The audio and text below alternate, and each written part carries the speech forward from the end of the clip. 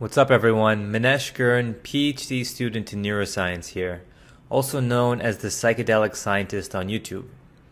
So I hope you enjoyed that great historical overview by Dr. Jahan in the previous unit. And now we're going to switch gears a bit, and I'm going to give a general overview of the pharmacology and neuroscience of psilocybin. The purpose of this unit is to give you a sense of what psilocybin does to your brain so that you can better understand the experiences your peer is going through. It helps us remember that, as bizarre and crazy as a psychedelic experience might be, it has its roots in very physical changes to your brain and its chemistry. I hope that this unit will also give you a deeper insight into how psilocybin can be a powerful substance for healing and psychological transformation, but also has the potential for psychological harm if used irresponsibly. Alright, let's start with the basics. So psilocybin is a tryptamine derivative psychedelic compound with a chemical structure that is very similar to the neurotransmitter serotonin. When ingested, psilocybin is rapidly metabolized into psilocin, which is its psychoactive metabolite. Basically what this means is that psilocybin is just the carrying case for psilocin, which is the compound that actually affects the brain. The half-life of psilocybin is around 3 hours, and psilocin levels in your blood peak at an average of around 80 minutes after ingestion, as do subjective effects, although there is a lot of variety across people here. Once it crosses the blood-brain barrier, psilocin targets a variety of receptors in the brain, including multiple serotonin receptor subtypes, the D3 dopamine receptor, alpha-adrenergic receptors, and more. That said, research has consistently shown that psilocybin, similar to other classical psychedelics such as LSD, DMT/ayahuasca, and mescaline, elicits its main effects via the serotonin 2A receptor, also referred to as the 5-HT2A receptor, where 5-HT or 5-hydroxytryptamine is the chemical name for serotonin. So let's dive a bit deeper into the serotonin 2A receptor, the main receptor that psychedelics target. First, what exactly is a brain receptor?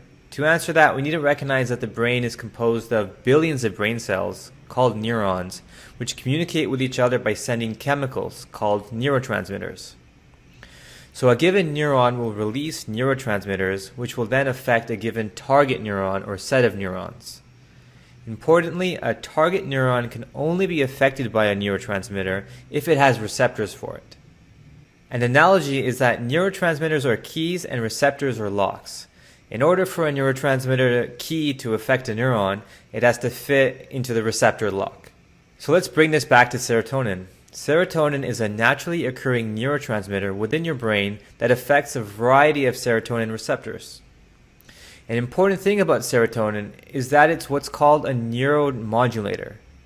This means that activating a serotonin receptor doesn't actually directly activate or deactivate neurons, but instead it modulates other neurotransmitters such as dopamine, glutamate, and GABA, which in turn lead to changes in neuron activity. So to summarize, serotonin is a neurotransmitter that is released by certain neurons in your brain, and it works by activating serotonin receptors on other neurons. And when it activates serotonin receptors, it modulates or changes the ability for that neuron to release other neurotransmitters. And then these neurotransmitters increase or decrease neuron activity. Now let's come back to psilocybin. Psilocybin works in the brain by acting as if it's serotonin at particular receptors. Note that it doesn't act by increasing serotonin. It mimics serotonin at certain receptors, the most important of which is the serotonin 2A receptor as mentioned.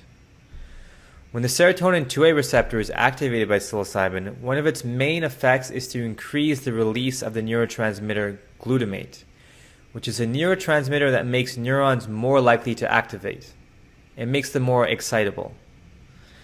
Moreover, serotonin 2A activation increases glutamate release in this diffuse way where it spreads out and affects many neurons that are nearby.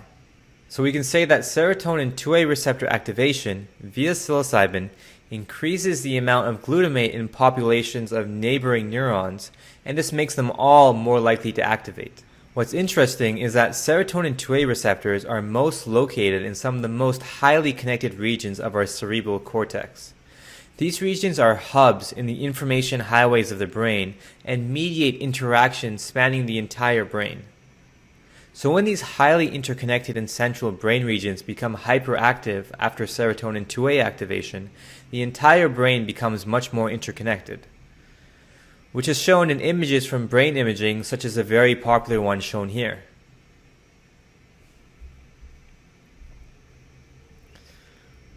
Although we don't know yet for sure, this increase in interconnectivity might relate to the journeyer's experiences of ego dissolution and a kind of destabilization or dissolution of their usual habitual way of viewing themselves, others, and the world. And the hyperexcitability of neurons via the glutamate release I described earlier might relate to a journeyer's increased sensitivity to their thoughts, perceptions, and feelings. Or, in other words, their experience of an amplification of consciousness. A final thing to mention here is that serotonin 2A receptor activation has also been found to boost neuroplasticity. That is, it increases the ability of activated neurons to create new connections with other neurons or to alter existing ones. These changes to the physical structure of neurons are thought to contribute to the ability for psychedelics to lead to lasting psychological changes. At this point, you might be asking, what about the default mode network that everyone talks about? So the thing is that these hub regions, which have a lot of serotonin 2A receptors, significantly overlaps with the default mode network, which is a network of brain regions involved in our ability to daydream and night dream, to remember the past and imagine the future, to construct a sense of self that persists in time, to think about the beliefs of others, and other processes as well. So many of the neurons in the default mode network are likely becoming hyperexcitable and somewhat disorganized in their activity. There is some preliminary evidence that the default mode network might be an important component of so-called ego dissolution experiences, which are experiences in which one's sense of being distinct from others or the environment is blurred or dissolved. However, research to date has not consistently supported this, and the thing is that psychedelics affect a variety of other networks as much or more than the default mode network. The importance of the default mode network in psychedelic effects has been somewhat overblown by the media, and much more research is needed to say anything definitive about it. Nonetheless, the concept that feelings of ego dissolution or ego death might be associated with a breakdown in the default mode network could help some people interpret and understand these profound and radical experiences. Now, let's discuss a theory that frames these brain effects in a way that's directly relevant for journeyers and their peer supporters, aka you. There are a few scientific theories which can be useful in helping guide someone through a psychedelic journey and in understanding what they're going through. But for purposes of this unit, I'm going to focus on the conceptualization of the psychedelic experience as a pivotal mental state. This idea was first proposed by Ari Brouwer and Robin Carhart Harris in a 2021 paper fittingly titled Pivotal Mental States, which synthesized a lot of past research. This paper can be understood as a theory of what the serotonin 2A receptor does in general and outside the context of psychedelic drugs. To start, let's note that serotonin levels rise when we're under stress. One of the main functions of the serotonin system is actually to help us cope with stress and adverse life situations more generally. Now, serotonin levels need to get very high in order to significantly activate the serotonin 2A receptors, because serotonin naturally goes to the serotonin 1A receptors first. So 2A receptors can only get strongly activated in times of extreme stress. For example, let's say you had a week where your partner broke up with you and then you lost your job 2 days later, and now you're left partnerless and jobless with a significant financial debt. This is where your 2A receptor can become online to a significant degree. The idea behind this is that when your 2A receptor gets activated in extreme circumstances such as these, it puts you in this hyper-flexible and plastic state of consciousness that can be called a pivotal mental state. Basically, you enter a state in which you start to question everything, and your certainty about yourself and your life also starts to break down.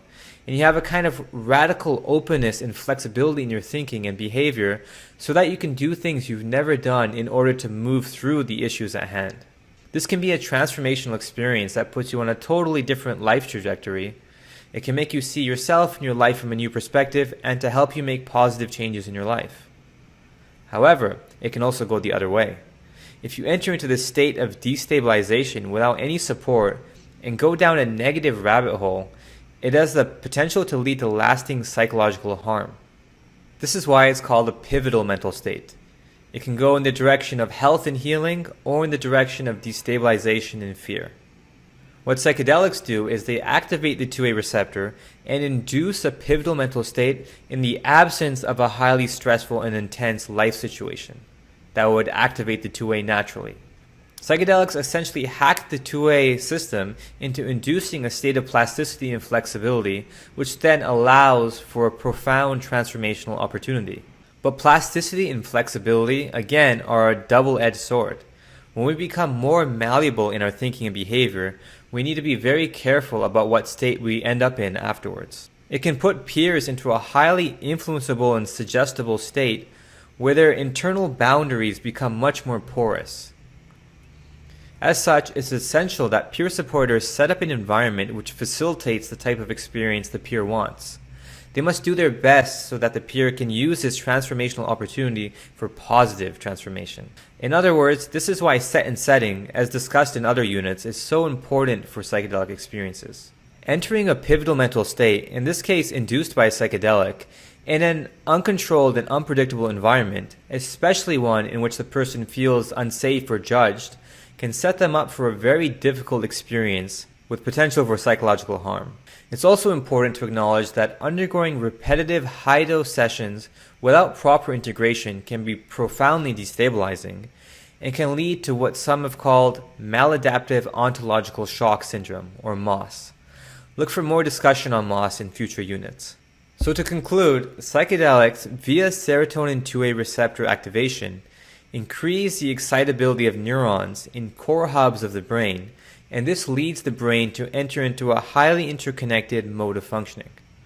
On the psychological level, we may experience this state as a highly sensitive and flexible one, in which our typical patterns in thinking, perceiving, and behaving are less strong and more open to being questioned.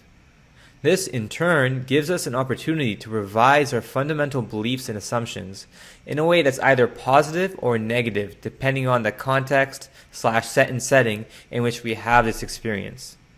Doing this all in a positive way with the right support has the potential to be very healing with lasting positive benefit. So I hope you enjoyed this section. Next is Syed, who will be diving into psilocybin dosing considerations, side effect management, and overviews of psilocybin administration from clinical to ceremonial contexts.